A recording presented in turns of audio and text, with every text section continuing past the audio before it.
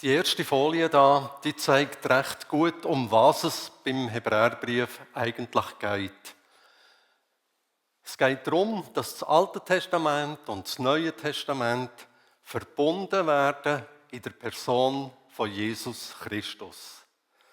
Und am Anfang vom Hebräerbrief, wir sind jetzt gerade in diesem Teil noch, wird immer wieder betont, dass Jesus größer ist als Propheten, größer als die Engel, größer als der Mose und auch größer als der Josua, der Nachfolger von Mose.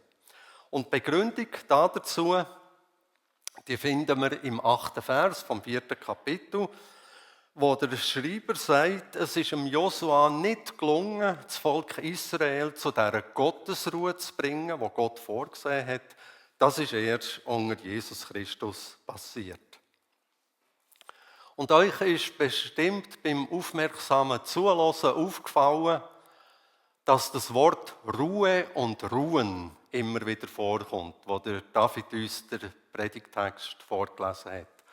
Ich habe hier den ganzen Text, man muss ihn nicht lesen, aber ich habe das Wort Ruhe und Ruhen gelb hinterlegt, damit wir einen kleinen Eindruck bekommen.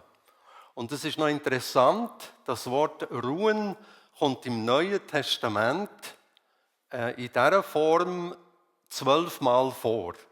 Und in unserem Text kommt es 9 Mal vor. Es kommt noch im Kapitel 3 2-mal vor und einmal in der Apostelgeschichte. Ich habe hier den ursprünglichen Ausdruck, weil den versteht man fast auf Deutsch, Katapausin. Kata ist eine Präposition und Pausin kann einem an Pause erinnern. Und wörtlich heisst es eigentlich, nach dem Lexikon übersetzt, in den Ruhestand versetzen. Frage dich als Kind Gottes, bist du im Ruhestand bereits? Nach außen hin würde man vielleicht gerne sagen, ja, ich bin gerne pensioniert. Aber wir werden heute hören, es gibt eine Ruhe, dass wir als Kinder Gottes können sagen, ich bin bereits im Ruhestand. Aber davon nachher mehr. Wir haben im Kapitel 3 gesehen und davon gehört, dass das Volk Israel bei seiner Wanderung durch die Wüste die Gottesruhe, die versprochen war, durch Unglauben verspielt hat. Wir haben nicht 40 Jahre gebraucht für die Wüstenwanderung. Aber weil sie nicht geglaubt haben, ist es so viel länger gegangen. Und jetzt im Kapitel 4, im heutigen Predigtext, geht es darum, dass wir vom Volk Israel lehren und es eben nicht so machen wie sie. Und ich habe mich dann im ersten Schritt damit auseinandergesetzt, was müssen wir unter dem Wort Ruhe oder Ruhen verstehen. Und vielleicht ist es fast ein bisschen einfacher, wenn wir mal schauen, was es nicht heisst im biblischen Sinn. Die Ruhe, die da davon die Rede ist, bedeutet nicht Trägheit oder Faulheit. Es bedeutet auch nicht Passivität, Erstarrung oder Leblosigkeit. Und bedeutet auch nicht Unfähigkeit oder Verweigerung. Der österreichische Schriftsteller, der Peter Handke, schreibt über die Ruhe in einer besonderen Art und Weise. Ich lese euch das vor. Er schreibt, ich glaube an die Ruhe. Für mich ist die Ruhe das Höchste, das Intensivste am Menschen. Aus der Ruhe kommt alles. Die Ruhe ist dramatisch. Die Ruhe will aktiv werden. Die Ruhe strahlt. Das sagt man ja. Er strahlt Ruhe aus. Die schönste Strahlung ist die Ruhe. Ruhe ist Freude, ist Teilnahme, ist Erbarmen, ist Gott. Ich spreche von einem Ideal. Die Ruhe ist auch Lust. Und bezüglich dieser Ruhe nimmt der Hebräerbriefschreiber das auf und sagt, Gott ist sozusagen mit gutem Beispiel vorausgegangen. Davon haben wir gehört in den Versen 4 und 10. Nun gibt es diese Ruhe zwar schon seit der Erschaffung der Welt, denn dort, wo vom 7. Schöpfungstag die Rede ist, lesen wir, Am 7. Tag, als Gott das ganze Werk der Schöpfung vollendet hatte, ruhte er. Denn wer an Gottes Ruhe Anteil bekommt, darf von all seiner Arbeit ausruhen, genauso wie Gott ruhte, als er alles erschaffen hatte. Ich kann mir ehrlich gesagt schlecht vorstellen, dass Gott geruht hat wegen Müdigkeit oder wegen Überlastung. Das waren, glaube ich, andere Gründe. Er hat doch erstens mal sein Werk ausgiebig anschauen, geniessen und feiern. Und ich meinte, für das ist der Sonntag uns bis heute gegeben, Gottes Schöpfung zu betrachten, seine Liebe zu geniessen und seine Gnade zu feiern. Dann ist aber der 7. Tag auch ein Rhythmus, der für uns Menschen hilfreich ist und uns ein gutes Leben ermöglicht im Wechsel von Schaffen und Ausruhen. Und das, was uns als Sabbatgebot oder als Sabbatheiligung entgegenkommt, ist im Grunde genommen eine gute Ordnung Gottes. Der Schöpfer hat seine Schöpfe so angelegt, dass sie Pause brauchen. So eine tägliche Pause ist ja der Schlaf. Dann hat Gott aber uns pro Woche einen ganzen Tag geschenkt, der der Ruhe und der Entspannung dienen soll. Ein Tag, wo es weniger um Erwerb als vielmehr um Erholung geht. Ich darf das Lehren für die Prüfung für einen ganzen Tag sein und darf darauf vertrauen, dass Gott mir das Gelingen trotzdem schenkt. Ich darf der Erwerbstätigkeit ruhen und darauf vertrauen, dass es trotzdem bis zum Monatsende reicht. Es hat zeitweilig so ein bisschen zum guten Ton gehört und hat das Ansehen gefördert, wenn man gesagt hat, dass man sich einen freien Tag gar nicht leisten kann. Sogar unter Predigern hat es solche Aussagen gegeben. Und in unserer hektischen Zeit tun sich auch viele schwer, diesen Ruhetag wirklich zu nehmen.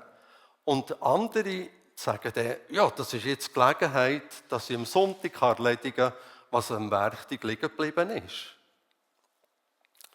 Der Guido, der Kartäusermönch, hat schon im 12. Jahrhundert geschrieben, Dauerbelastungen, auch wenn sie um des Reiches Gottes willen geschehen, nehmen dem Leib die Frische, dem Geist die Schwungkraft, dem Nächsten das nachahmungswürdige Beispiel und Gott die Ehre. Das ist das Zitat, das ich in der Seelsorge schon öfters gebraucht habe. Auch wenn es ums Reich Gottes geht. Man braucht Pause. In der neuen Genfer Übersetzung ist über unseren Predigtext eine spannende Überschrift. Eine verpasste Gelegenheit und ein neues Heute. Also Gott gibt eine zweite Chance, könnte man sagen. Das Volk Israel von denen hat die angebotene Gottesruhe verspielt durch ihren Unglauben. Ihnen allerdings hat es nichts genützt, diese Botschaft zu hören, weil zum Hören nicht der Glaube hinzukam. Und das ist bis heute genau so. Die 40 Jahre Wüstenwanderung, kann man sich ja vorstellen, sind durch viele Entbehrungen gekennzeichnet gewesen. Und jetzt kommt das Muster, das sich immer wiederholt. Es taucht das Problem auf, sie haben zu wenig zu essen oder finden sie da. Und jetzt werden sie unruhig als Volk, sie empören sich gegen Mose und damit auch gegen Gott. Und dann hat Gott ihnen wieder aus dieser Not rausgeholfen und Halleluja. Aber sobald das nächste Problem auftaucht ist, wieder Murren, wieder Auflehnung. Ist das ein Weg, der uns bis heute vertraut ist? Gottes Erwartung ist eine andere. Er erwartet zu Recht, dass man sich an die letzten Mal zurückerinnert, wo er auch schon geholfen hat und dass man daraus Vertrauen schöpft. Dass man annimmt, er wird euch in dieser neuen Schwierigkeit raushelfen. Und ich finde, das ist eine Anfechtung bis heute, die Wohltaten und die Rettungsaktionen Gottes so schnell zu vergessen. Darum fordert uns der Psalm 103 auf: Vergiss nicht, was er dir Gutes getan hat. Wenn wir unseren Schatz an Gotteserfahrungen ein bisschen präsent haben, dann können wir, sobald das Problem auftaucht, darauf greifen und sagen: Ja, dann hat Gott auch geholfen. Jetzt darf ich darauf vertrauen, dass er auch diesmal helfen wird. Und das ist so ein ungeheuer wertvoller Schatz, der uns ruhig und getrost macht. Und ich habe mich gefragt, was tue ich, was tust du dafür, dass dieser wunderbare Schatz wirklich abrufbar ist? Dass du das nicht vergisst, was Gott in deinem Leben schon alles Gutes da hat. Vielleicht mal aufschreiben. Oder ich habe gemerkt, den Enkel erzählen. Hilft auch. Insgesamt sagt uns der Abschnitt, dass nur der zur göttlichen Ruhe kommt, der die Verheißungen Gottes beansprucht. Wer die Verheißung verwirft, der beraubt sich selbst der Hilfe.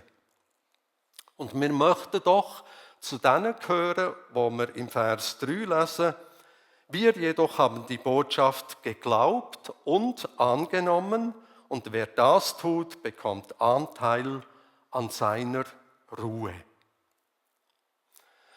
Jetzt habe ich mich noch gefragt, vor was braucht der Mensch, der Christ, Ruhe? Vor was brauche ich Ruhe? Es sind mir so 3 Sachen in den Sinn gekommen. Ich brauche Ruhe vor Selbstanklage. Wie schnell kommt doch der Böse und sagt: Schau mal, wie du bist. Das reicht doch nicht. Du hast es doch nicht verdient, den Namen Kind Gottes zu tragen. Selbstanklage. Da brauchen wir Ruhe davor. Dann brauche ich auch Ruhe vor Sorgen und Zweifel. Nach der Tagesschau möchte man manchmal sich fragen, was wird noch alles auf uns und auf unsere Kinder und Grosskinder zukommen, oder? Da brauchen wir auch eine gewisse Ruhe, ein Wissen, der Herr steht drüber. Die Tagesschau ist noch nicht die ganze Wahrheit. Und dann Ungewissheit. Ungewissheit ist zermürbend. Und was gibt uns die Gewissheit? Wenn es ausschliesslich auf unsere Gefühle darauf ankommen, dann gibt es ja nichts, wo wir uns darauf verlassen können. Unsere Gefühle schwanken manchmal zwischen himmelhoch jauchzend bis zu Tode betrübt. Und sie sind von allen möglichen Faktoren abhängig, vielleicht vom Wetter oder von der Stimmung im Geschäft bis hin zu dem, was wir gegessen oder getrunken haben. Gefühle sind je nach Typ und Geschlecht wechselhaft und trügerisch. Und auch unser Glaubensleben gleicht manchmal einem Balanceakt. Wie schnell gerät man aus dem inneren Gleichgewicht? Und da brauchen wir doch eine letzte Sicherheit. Und diese letzte Sicherheit bietet uns die Bibel. Die Verheißungen von der Bibel, vom Wort Gottes, sind für mich wie das Fangnetz unter dem Artist. Sie fangen uns auf, wenn wir das Gleichgewicht verlieren und fallen. Heilsgewissheit gehört bei Gott zur Grundversicherung und ist keine Zusatzversicherung. Jesus haltet uns durch seinen Geist das Geschenk von der Gewissheit parat. Und es ist für jeden Tag schade, wo du in Ungewissheit lebst. Weil Ungewissheit ist zermürbend. Das haltet man gar nicht lange aus.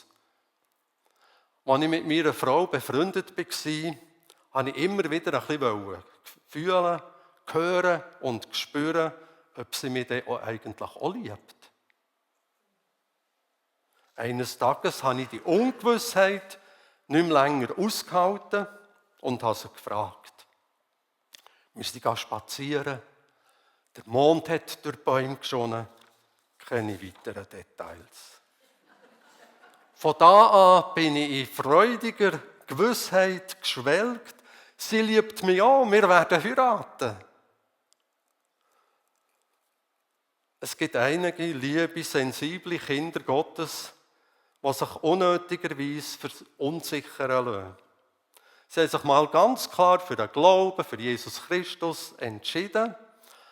Aber das war nicht so ein dramatisches Erlebnis, wie andere vielleicht davon erzählen.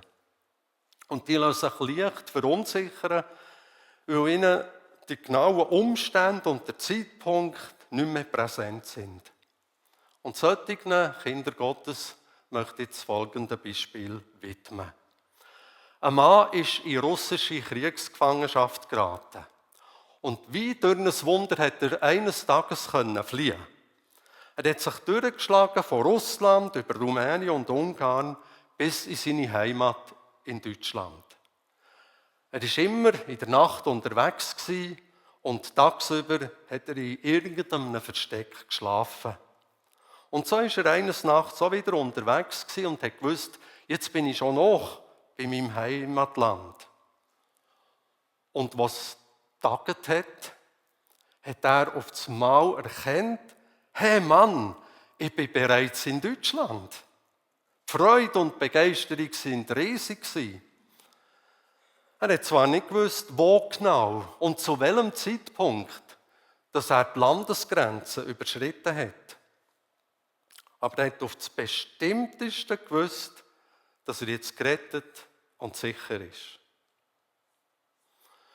Genauso ist es für unsere Gewissheit unwichtig, wenn genau und wie und wo wir die Grenzen vom alten zum neuen Leben überschritten haben. Wichtig ist zu wissen, dass wir das Findesland verlassen haben und jetzt im Heimatland, im Reich Gottes angekommen sind. Jetzt noch zu diesen Versen, die uns da drinnen unterstützen wollen, dass wir wirklich Kinder Gottes sind. Johannes 1,12, da heißt es, die ihn, also Jesus, aber aufnahmen und an ihn glaubten, denen gab er das Anrecht, Kinder Gottes zu sein. In Römer 8,16, Gottes Geist selbst gibt uns die innere Gewissheit, dass wir Gottes Kinder sind. Und 1. Johannes 3,14, wir wissen, dass wir durch Christus vom ewigen Tod gerettet wurden und jetzt ein neues Leben haben. Das zeigt sich an der Liebe zu unseren Glaubensgeschwistern. Hier wird uns also das Merkmal genannt, wo wir uns prüfen können. Die Liebe zu den Glaubensgeschwistern. Und eine weitere hilfreiche Aussage macht Jesus im Beispiel vom guten Hirt in Johannes 10, wo er sagt, ihnen gebe ich das ewige Leben und sie werden niemals umkommen. Niemand kann sie aus meiner Hand reißen. Mein Vater hat sie mir gegeben und er ist stärker als alle anderen Mächte.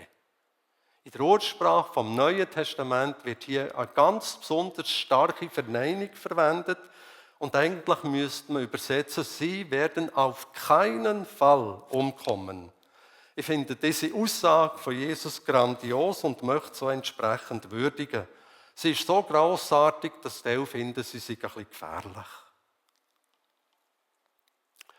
Jetzt noch zu den Versen 12 und 13. Vers 12 ist, glaube ich, sehr ein bekannter Vers. Denn eines müssen wir wissen. Das musst du wissen. Gottes Wort ist lebendig und voller Kraft. Das schärfste beidseitig geschliffene Schwert ist nicht so scharf wie dieses Wort, das Seele und Geist und Mark und Bein durchdringt und sich als Richter unserer geheimsten Wünsche und Gedanken erweist. Kein Geschöpf ist vor Gott verborgen, alles liegt offen und ungeschützt vor den Augen dessen da, dem wir Rechenschaft geben müssen. Hier wird uns die unübertreffliche Wirkung vom Wort Gottes vor Augen geführt. Und es sind so 5 besondere Merkmale. Gottes Wort ist lebendig. Weil Gottes Wort neues Leben hervorbringt. Wir sind wiedergeboren aus dem Wort Gottes. Gottes Wort ist wirksam. Gott hat geredet und es ist etwas passiert. Es ist etwas entstanden bei der Schöpfung.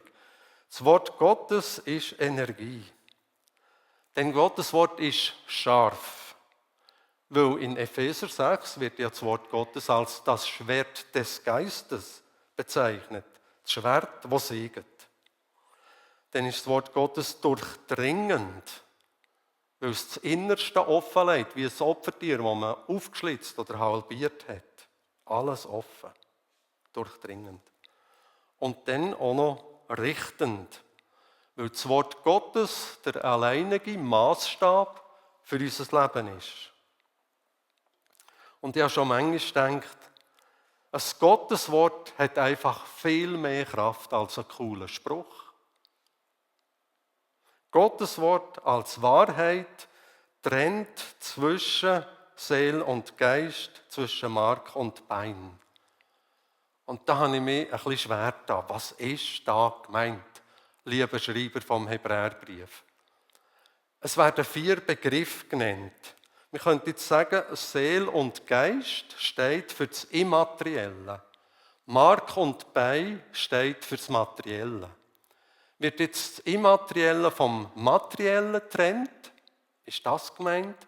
Oder ist gemeint, dass Seele und Geist getrennt werden? Ich habe verschiedene Auslegungen angeschaut, habe alles ein bisschen schwierig gefunden. Dann habe ich mal geschaut, was KI sagt. Und war wirklich erstaunt gewesen.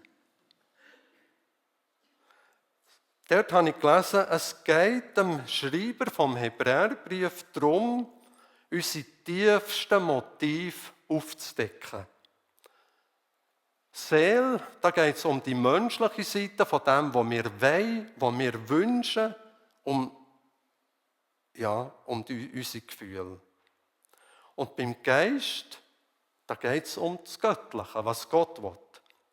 Und jetzt sagen sie dort, ohne Trennung wäre unsere rein menschliche Impuls, würden wir die oft fälschlicherweise als geistliche Führungen halten. Habe ich sehr spannend gefunden. KI so weit. Das Wort Gottes durchdringt alle Widerstände und trifft der Mensch in seinem Innersten. Es legt seine innersten Wünsche und Gedanken und Absichten offen. Und es ist ja klar, dass Gott in mein Innerste hineinsieht. Er durchschaut uns. Er weiß, wie wir es meinen. Er sieht unsere guten Seiten und er sieht unsere Abgründe. Trotzdem liebt er uns von Herzen. Der Adam hat ja versucht, nach dem Sündenfall sich vor Gott zu verstecken. Ich glaube nicht, dass wir das generell machen. Aber ich habe mich gefragt, gibt es vielleicht den einen oder anderen Lebensbereich in meinem Leben, wo wir auch versuchen, vor Gott zu verstecken? Wie unsinnig ist so etwas? Vor Gott sind wir nackt. Aber wer zu dieser verheißenen Ruhe gefunden hat, braucht sich nicht mehr länger zu schämen und muss sich auch nicht fürchten, Gott Rechenschaft zu geben. Warum denn nicht? Die Antwort ist einfach. Weil wir den besten Anwalt von allen Zeiten haben, Jesus Christus. Wer diese versprochene Ruhe von Gott gefunden hat, der wird auch das Wort Gottes als einen ganz starken Trost dürfen erleben. Dort, wo menschliche Worte nur noch hohl tönen, kann ein Wort Gottes unsere Seele aufrichten, weil es in der Ewigkeit beim allmächtigen Vater verankert ist. Was für eine herrliche Aussicht in den Stürmen vom Leben. Zum Schluss bringe ich noch ein Gedicht von der Ottilie Wildermuth, das zum Ausdruck bringt, was der heutige Predigabschnitt mir im Alltag ganz praktisch bringt, bezüglich Ruhe und Gelassenheit. Es ist ein altes Gedicht. Wild braust der Sturm und Berge hoch die Welle steigt und wallt. Und jammernd von dem stolzen Schiff Verzweiflungsruf erschallt. Des Hauptmanns Sohn auf dem Verdeck, ein jung und lieblich Kind, Er blickte lächelnd nur hinaus, durch Wellen und durch Wind. Wo bleiche Furcht und Jammer stöhnt und Mannesherzen zagen, das holde Kind in stiller Ruh saß ohne Furcht und Klagen. Ein Seemann, der vergeblich rang, zu kräftigen sein Herz, der dacht an Weib und Kind daheim in trostlos bitterem Schmerz. Er sah des Knaben hellen Blick und fragt mit stiller Wut: So sage mir, bist du allein begabt mit Mannesmut? Und fürchtest nicht der Wellen Macht und nicht der Blitze Feuer? Da schaut das Kind ihn lächelnd an: Mein Vater ist am Steuer. O könnten wir wie dieses Kind getrost durchs Leben gehen und scheuen keines Kummers Nacht und keiner Stürme wehen.